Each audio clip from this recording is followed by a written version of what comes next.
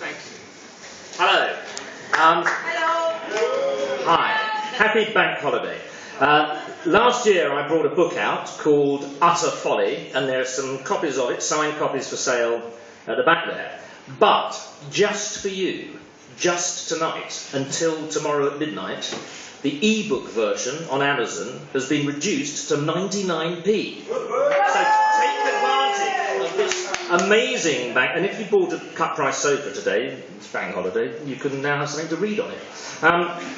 Right, I am now going to read from my next novel, which is called Dead Writers in Rehab. It's because people ask you that question when you write. You all know this when you're writers. They say, what's your book about? They don't really want to know. It's like people say, how are you? They're not interested. It's their doctor and it's just their job. So I thought I might be able to just... Those people still say, what's it about? And I give up. It's like snakes on a plane, you know. Okay, this is the beginning of it. And then if people say, oh, it's got snakes in it, I mean, I really do think I cut my losses. Because those people probably don't read a lot. Okay, this is, in fact, the first chapter, but it's a very short first chapter. I know why the caged bird sings, but the pigeon outside my room at 4 in the morning? What the fuck is his problem? Wait, outside what room? And how do I know it's 4 in the morning? All I really know is that it's very dark. If I could have a blowjob for every time I'd woken up without a clue where I was, I'd be on a tight schedule. Sometimes I've woken up and had the blowjob there and then, or even been woken up by it, which is a nice way to begin the process of finding out where you are and who you're with and what happened last night. It's usually nice anyway, although I woke up once to find myself being expertly filleted by a head that felt, as I began to caress it encouragingly, a bit lumpy. I squinted down and saw a few strands of greasy grey hair plastered over a scabby, flaky scalp. A flicker of memory. Dancing under Waterloo Bridge. Homeless people.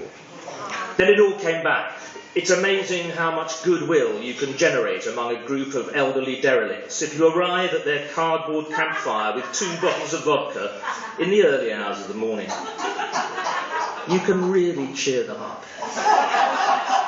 And now, as dawn chilled the air, one of them was showing their gratitude in the only way available to her. Or possibly him. God help me, I didn't want to know how much worse this could be. I swatted the scaly head away from my groin, staggered to my feet, nearly fell down again under the impact of a tremendous hammering headache and ran away. No blowjob today, just darkness. Maybe I'd gone blind, which had happened before. Sometimes I just assumed I'd gone blind when there was another reason why I couldn't see anything. On one occasion, several years ago, I opened my eyes to what seemed like darkness, but was in fact a light so bright that it was black. After a moment, I realised I was lying on my back in a field looking up into the sun. Birds were singing, and the meadow around me smelled sweet. I stood up carefully, checking for broken glass, and looked around. It was a lovely midsummer day somewhere in England. I was wearing a white tuxedo and a pink bow tie. I appeared to be completely alone in open, rolling countryside. I set off through wild grass that swished gently at my knees. I knew I was about to undergo a brutal transformation as my senses came to their senses. Sure enough, a thundering brandy and cocaine hangover, one of the meanest of the tribe, erupted inside me like an enraged alien fetus. Once the pain had settled down to an agonising throb, data began to assemble itself. I'd been at a wedding reception in the grounds of a big manor house that was presumably not far away, tucked into the undulating landscape. It was my agent's wedding. He was a Canadian, surfing the new alternative comedy boom by helping some of the performers understand that they could make a lot of money from a cheap book and still be terrifically alternative. He'd just married the woman he'd been living with for a while. She was a nice, sensible type, attractive enough, but not as sexy as his personal assistant, who wasn't a sensible type. She was the one he did drugs with and fucked in hotels when they went to literary festivals together. But he was an ambitious player in a fundamentally conservative industry, and when it came to getting married, it was no contest. The sexy assistant spent half the party in tears and the other half with me, doing coke in various places, the last of which was an elaborate temporary structure housing the women's toilets. Like everything else at this wedding reception, it was the best that money could buy, and it was cleaner and more attractive than many of the flats I'd lived in. We ended up in one of the cubicles where she decided it was time for us to fulfil the sexual promise that had always simmered between us, despite her being in love with her boss.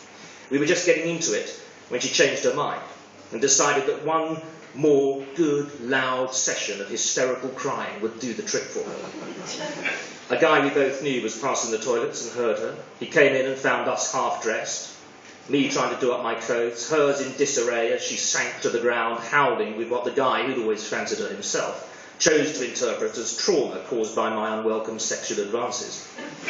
I didn't remember much after that, except for some shouting. In the morning, as I trudged through that field, I wondered what would happen when I got back to London. Nothing much, as it turned out. For a while, I got a few more pitying looks than usual, but at that stage, I was pretty much immune to anything more nuanced than a punch in the face. Why was I now thinking about that incident from 20 years ago? I have a tendency to relate everything that happens to me to some specific disaster in the past. My third book was called Everything Reminds Me of Something Bad. It had been inspired by an experience I was having at the time with meat. I still have it.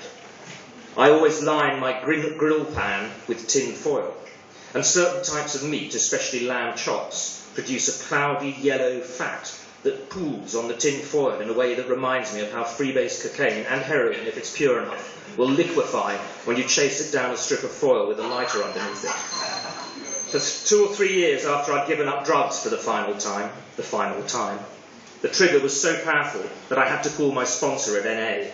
After a while, he got used to it, and if I called him any time after 6 in the evening, he'd pick up the phone and ask me how the lamb chops were doing. Triggers. There's always something. And now I thought I knew why the memory of that wedding reception had been playing out in my mind so vividly. Even though I was still in the dark, literally and metaphorically, I was convinced that whatever room or space or place I'd woken up in was somewhere in the countryside. That pigeon outside wasn't a pigeon. It was a dove. Thank you.